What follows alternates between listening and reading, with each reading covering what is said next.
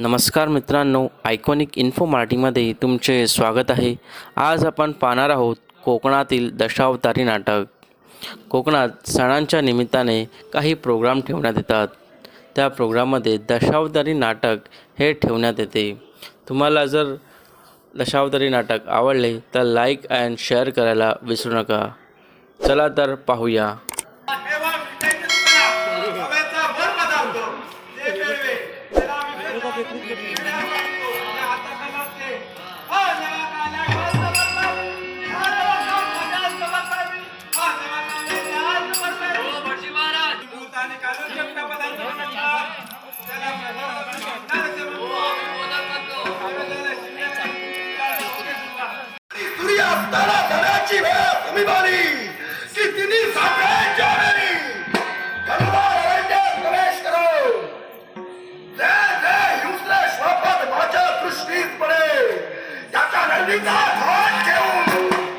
स्वतःची भूक भागवावी आणि आज नित्यक्रम पूर्ण करताना आजच्या दिनी सुद्धा या अरण्यात प्रवेश केला, पण नाही एकही हिंस्र श्वाप माझ्या दृष्टीस पडला नाही.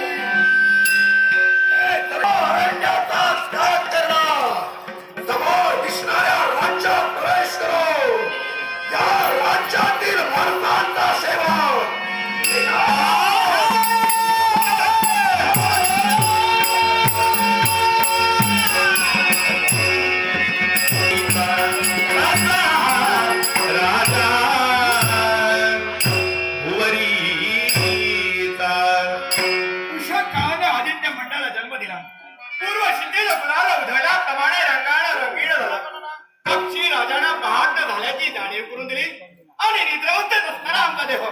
आम्ही आमच्या स्वाधीन करून घेतला. पवित्र क्षेत्र म्हणजे गंगा क्षेत्र, त्याच गंगातीरी जाऊन स्नान संध्या करून पुढच्या आमची पावले पडतात ती राजप्रासादिक नेत्राच्या शुद्ध आणि पवित्र अशा दृष्टी जर का पाहिलं असेल तर मनाला समाधान होत आहे. सेनापती बालदार चौकदार अमात्यगण मंत्री महोदय मानाचे मानकरी एवढाच नव्हे तर पदाचे पदाधिकारी यांच्या मुखातून निघणारे जय जयकाराचे शब्द उज्जैनीचे राजे विशाल माझ्या देवा ते म्हणतो या राजा विशाला मंगलमयतेचा आशीर्वाद दे, मंगलमयतेचा आशीर्वाद दे, मंगलमयतेचा आशीर्वाद दे. या विश्वाच्या ठिकाणी कैक राजे आहेत, कैक राजे होऊन गेले ते का आपल्या शुद्ध आणि पवित्र आदर्शाला मात्र ठरले नाही. म्हणून राजा विशाल आपल्या शुद्ध आणि पवित्र तुम्ही या राज्याचे सेनापती आहात हे तुम्ही विसरला आणि ते तुम्हाला ज्ञात नाही.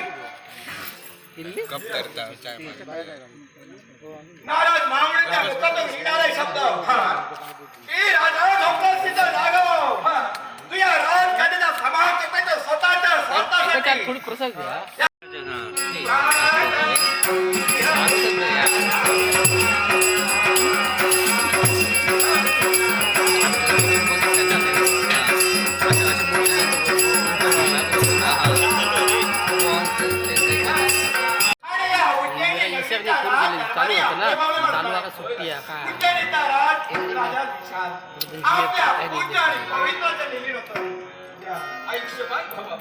असा माझा मंदिर शत्रूचा समोर सदैव आमच्या पाठीशी असल्यामुळे या उज्जैनीच्या दरबारी आम्ही विराजमान झालो. रविवारी पालखी सोमवारी नाईट एवढंच नव्हे तर या सरावती विराजमान प्रत्येकाला योग्य तो न्याय देण्यासाठी आम्ही तत्पर होतो. गुरुर ब्रह्मा गुरुर विष्णू गुरुर देव महेश्वरा गुरुर साक्षात परब्रह्म तस्मै श्री गुरवे नमः.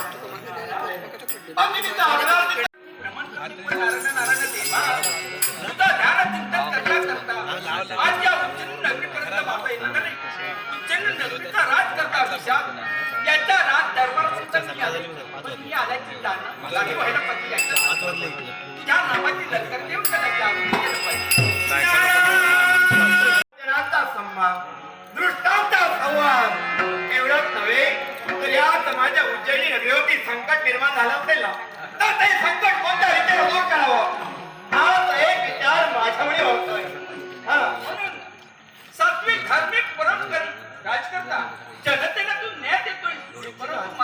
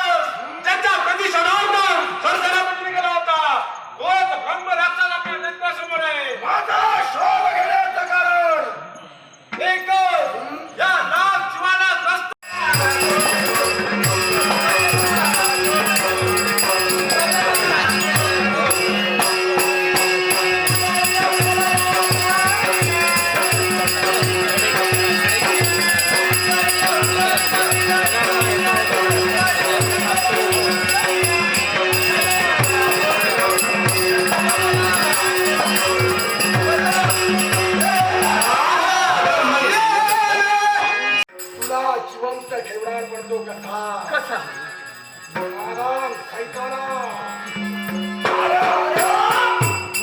ही वक्र दृष्टी तू माझ्यावर टाकली मच्छा दोन नेत्रांनी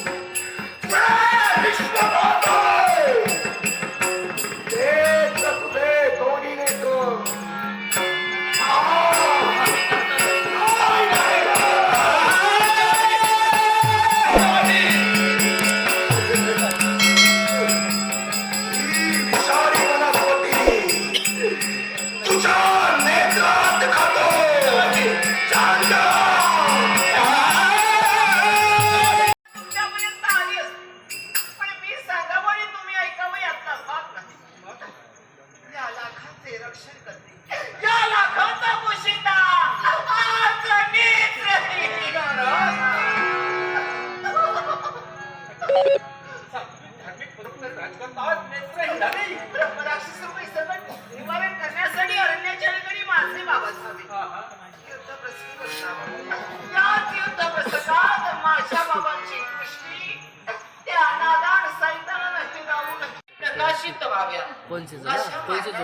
या एकांतवासात माझे झाले खरं पण या एकांतवासात एका क्षणी असं वाटू लागलं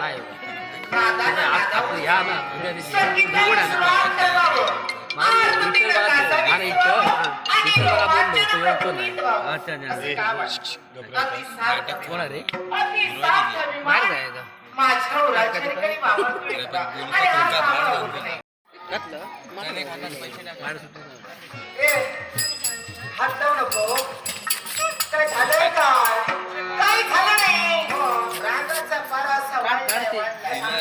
आणि रागाचा वारा वाढणं सुद्धा साहजिकच आहे. मला एक सांग हात जाऊ नको. आणि हात लावू नको. मला काय म्हणावं तुला? अरे हात लावू नको असं का म्हणाले? तुझ्याशी बोलायचं तुझ्याजवळ बोलायचं असतं.